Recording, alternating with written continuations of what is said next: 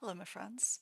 I'm Clover, this is Gas, and today we are solving a classic Sudoku called In the House of Tom Snyder by Philip Newman.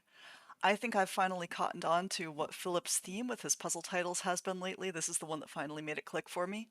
If you got it too, feel free to drop a comment below and brag about how well read you are. So, let's have a look at the puzzle. This is a classic Sudoku. We just have normal Sudoku rules today, so we're placing the digits 1 through 9, once each in each row, each column, and each outlined 3x3 region. I found this one to be a little bit on the tricky end. I solved it a couple times to kind of get my head around the flow of it, and I'm going to show you how I approached it. Obviously, it's Gas, it's a classic, there's more than one possible approach, but this is how I ended up kind of doing it a little more efficiently after I'd tried it once or twice. So first I've got these 8s. So 8 in this top center region can only live right there. And then I also noticed another 8 here because this cell sees 1, 2, 3, 4, 5, 6, 7, and 9. So this is also going to be an 8.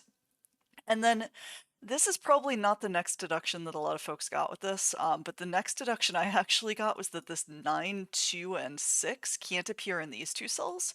So these cells can't be 2, 6, 9, 1, 4, 5, or 8. So those have to be 3 and 7 in some order.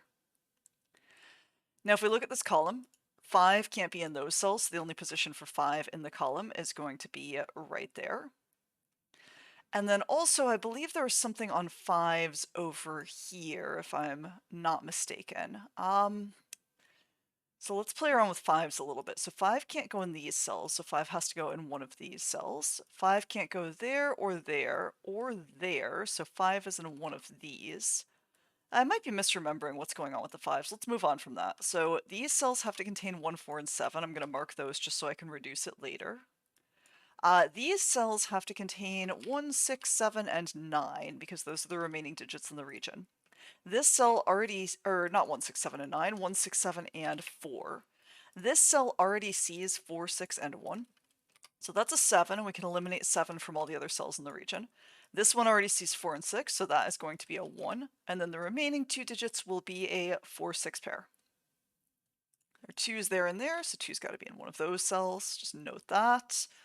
3 in the central region, it sees 3 3's, so those 3's eliminate those cells, and then this 3 eliminates that. 3 can't go over the 5, so the 3 is going to go right there.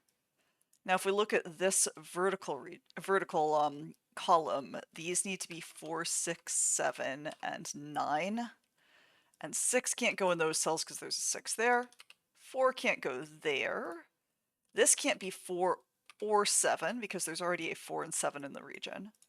These need to be some combo of 2, 6, and 9, if I'm not mistaken, to finish off this region. Okay, now... Gosh, I actually just solved this a second time right before doing this recording. And for some reason, I'm weirdly struggling with it again. I think I am genuinely just having one of those days. And you know, sometimes you just have a lousy solving day, and that is completely okay and completely normal. So if you are also having kind of a crappy solving day, no big deal. Be kind to yourself. These are going to be 4, 5, 7, and 9 to finish the region, and this one can't be 4 or 7 because it sees those. And this can't be 7 or 9 because it sees those. And now these are 1, 4, and 5 to finish the row. And I have a 4, 5 here, so that tells me this is a naked 1.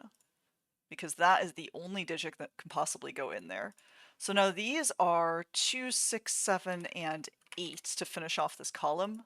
This can't be an 8, that can't be an 8, and these can't be 2 or 6 because there's a 2 here and a 6 here. And that's not quite gonna do it for us yet. Let's see what else we need to work out here. We need a 2 in this column, and it can't go in these 3 cells at the bottom. That's kind of the mirror of this deduction with the 5, so the 2 can only go in this position in the column, and the remaining 3 digits in the column have to be 1, 6, and 9. The 9 is placed because of the 1, 6 here. The 1 and 6 are not quite disambiguated yet. The 2 eliminates a 2 here, so I do know 2 is going to go in one of those cells. These are 2, 6, and 9. I'm just going to pencil mark that even though I called it out earlier verbally, just so we can remember that. These have to be 3, 5, and 8 to finish the row, and that's not going to be a 3 because of the 3 in the region. And so 3 is definitely in one of those cells, but we kind of already had a handle on that, so I'm not sure that that's going to give us much.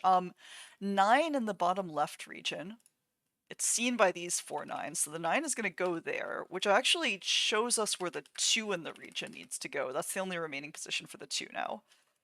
These are going to be 1, 4, 6, and 7, and these cells can't be 1 or 6 because we already have this 1, 6 pair. So that is now a 4, 7 pair, making this a 6 and resolving the 1, 6. And then that 6 bounces back and finishes off the outer part of the middle region for us.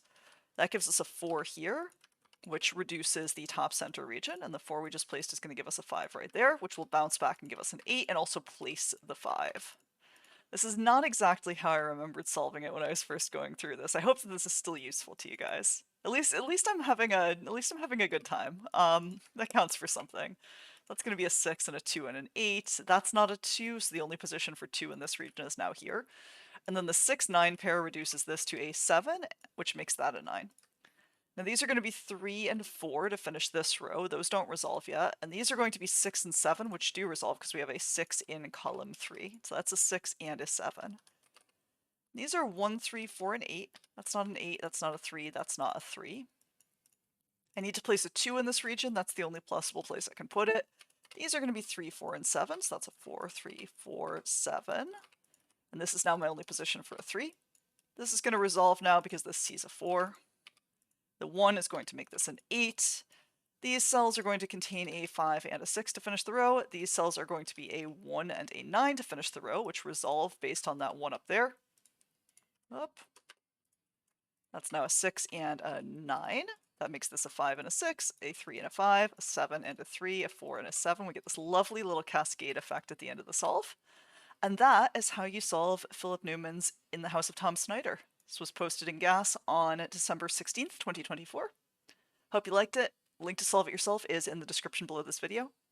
And I will see you again 3 days from now.